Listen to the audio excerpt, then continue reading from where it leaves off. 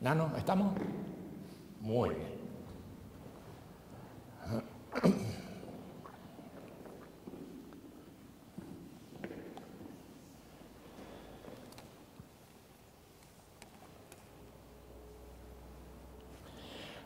Hoy vamos a dirigirnos especialmente a los mensajeros que están reunidos en distintos parques del mundo. Nuestros comentarios se habrán de referir a las características más generales del mensaje. Comenzaremos por considerar los antecedentes del mensaje que se encuentran en dos materiales producidos en 1969. El primero es un escrito conocido como La mirada interna, que se comenzó a escribir en este lugar de Punta de Vacas en 1969 y que se editó por primera vez en 1972. El segundo antecedente es un discurso, una alocución, conocida como la arenga de la curación del sufrimiento, y que fue dada el 4 de mayo de 1969 en este mismo lugar. Estos materiales se continuaron difundiendo en distintos formatos y a ellos se agregaron desarrollos que se editaron como títulos y libros separados y que finalmente terminaron por configurar los volúmenes de las obras completas del autor. Creo acertado decir que toda la obra producida no pasa de ser un conjunto de adaptaciones y desarrollos temáticos de los dos antecedentes citados. Así es que, si bien la obra puede ser desdoblada en distintos géneros literarios, psicológicos, sociales y otros, el núcleo de las diferentes elaboraciones se reduce a los dos antecedentes mencionados.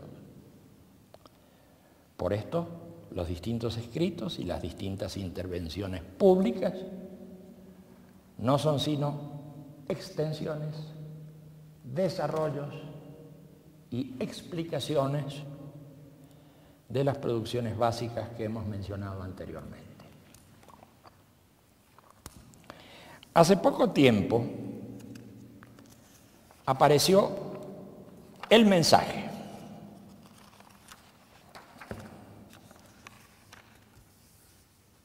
Plasmado por primera vez en un volumen publicado en julio de 2002 bajo el título de El mensaje de Silo. 3 partes dividen internamente a estos escritos: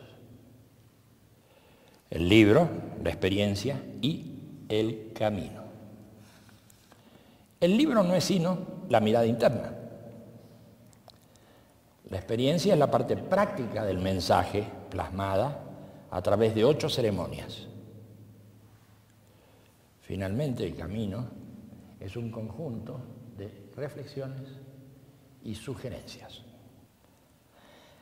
Aquí podría terminar la consideración en torno al mensaje y sus antecedentes. Sin embargo, quisiera extenderme brevemente sobre algunos tópicos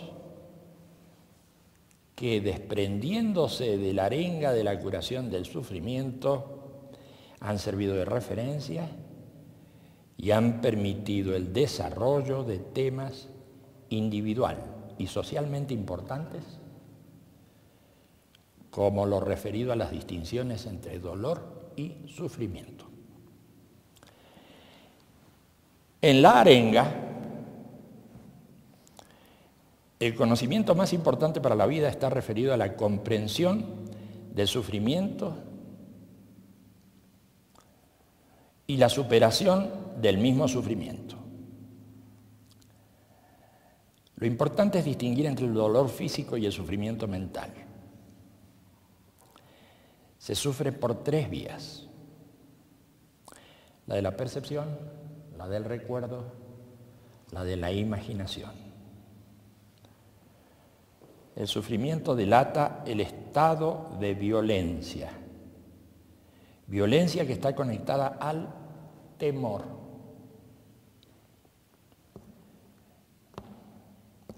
Temor a perder lo que se tiene, a lo que se ha perdido y a lo que se desespera alcanzar. Se sufre porque no se tiene, o porque se tiene temor en general, temor a la enfermedad, a la pobreza, a la soledad y a la muerte.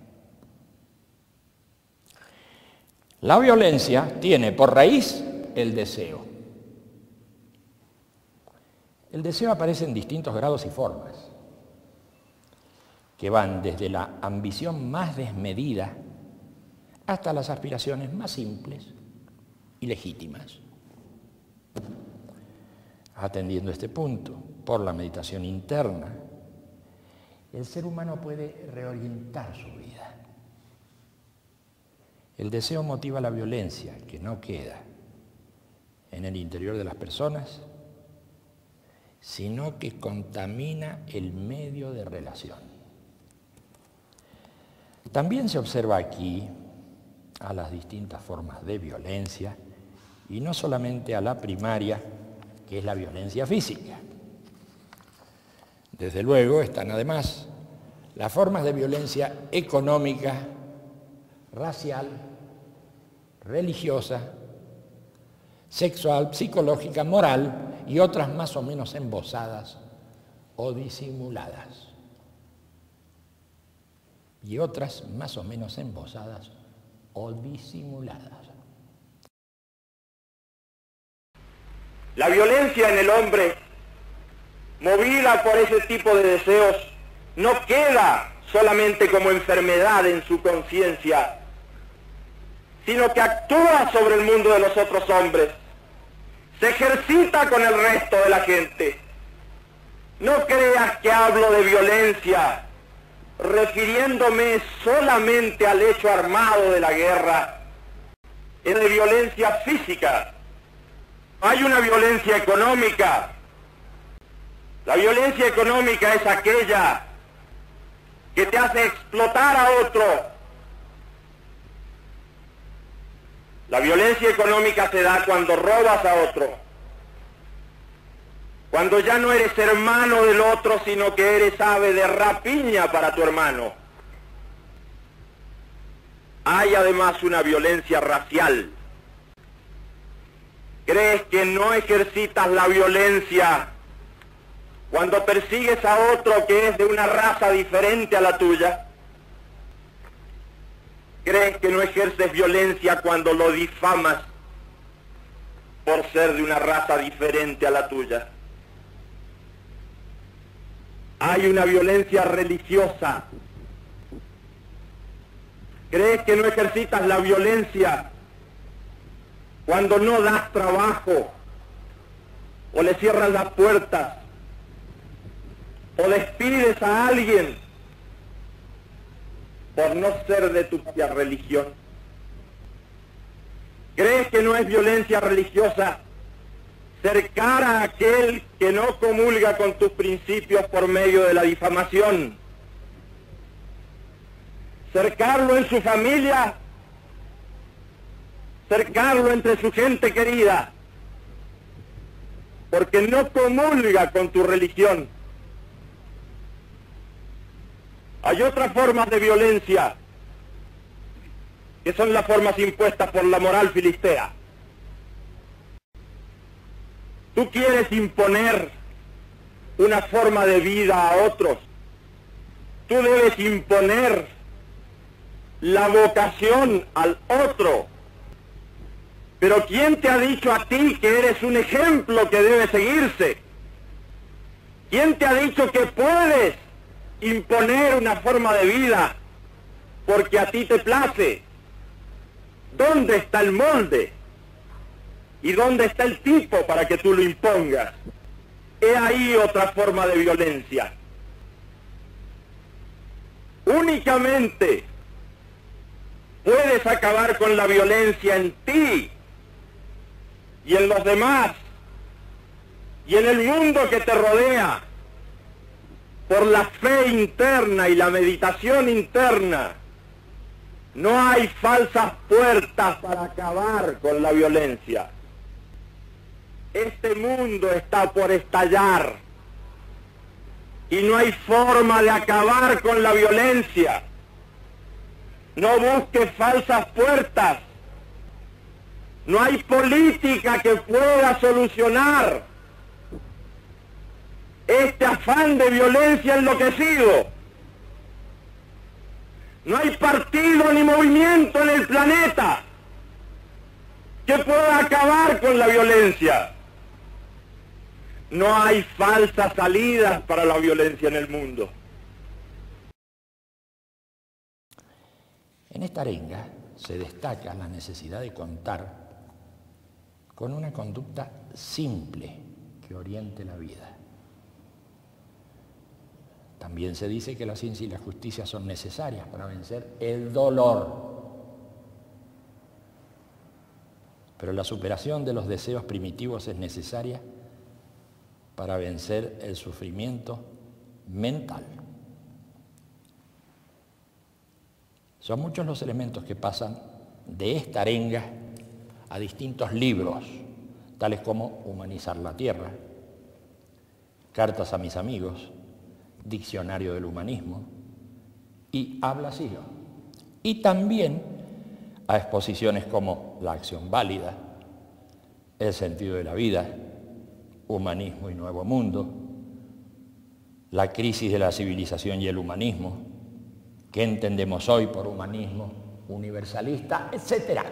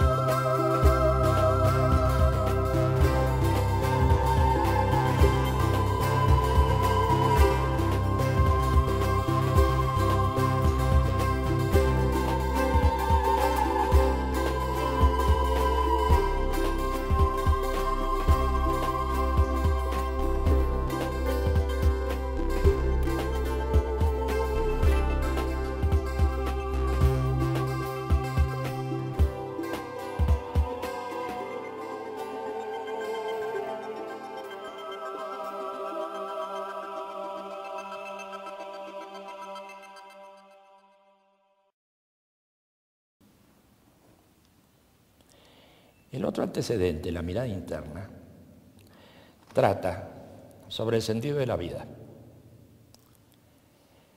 El tópico principal sobre el que discurre es el estado psicológico de contradicción. Allí se aclara que el registro que se tiene de la contradicción es el sufrimiento y que la superación del sufrimiento mental es posible en la medida en que se oriente la propia vida hacia acciones no contradictorias en general y en particular hacia acciones no contradictorias en relación con otras personas. Este libro contiene el germen de la espiritualidad social y personal y de una psicología y antropología muy amplias que van desde los libros Psicología de la Imagen y Apuntes de Psicología hasta Mitos, Raíces Universales. También aparecen intervenciones públicas como Acerca de lo humano, la religiosidad en el mundo actual y el tema de Dios. Allí se producen nuevos desarrollos y aplicaciones de la mirada interna.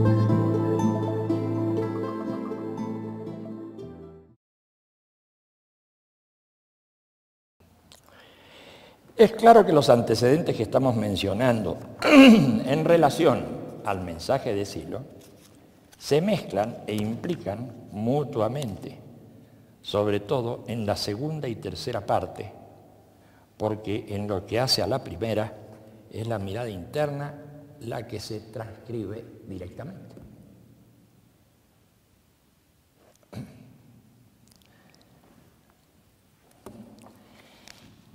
En obras literarias como las experiencias guiadas o en cuentos aparecen estas transcripciones, estas traducciones.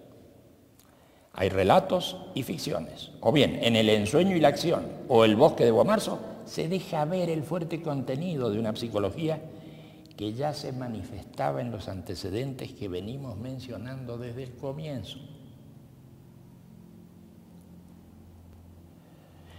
Para terminar con estos breves comentarios, quisiera anotar que el mensaje es expresión de una espiritualidad personal, pero también social, que va confirmando su verdad de experiencia a medida que pasa el tiempo y se manifiesta en distintas culturas, nacionalidades, estratos sociales y generacionales.